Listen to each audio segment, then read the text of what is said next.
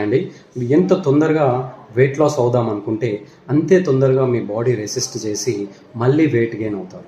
ఈ కారణంగానే meal replacement shakes, Herbalife products వాడిన వాళ్ళు మళ్ళీ ఇమీడియట్గా వెయిట్ గెయిన్ అవుతారు. సో మీకు కావాల్సింది వెయిట్ లాస్ ప్రోగ్రామ్ కాదు, లైఫ్ స్టైల్ మేనేజ్మెంట్. ఎవరైతే కొన్ని ఇంపార్టెంట్ హ్యాబిట్స్ని సస్టైన్ చేస్తూ ఉంటారో లైఫ్లో, లైఫ్ స్టైల్ చేంజెస్ ఏవైతే చేసుకుంటారో దానివల్ల వెయిట్ లాస్ అవుతారు. సో మీ ప్రాబ్లం వెయిట్ లాస్ కాదు, లైఫ్ స్టైల్ ప్రాబ్లం. కొన్ని ఇంపార్టెంట్ హ్యాబిట్స్ చేంజ్ చేసుకుంటే డెఫినెట్లీ మీరు వెయిట్ లాస్ అవుతారు, వెయిట్ లాస్ని సస్టైన్ చేస్తారు, విచ్ ఈస్ వెరీ ఇంపార్టెంట్.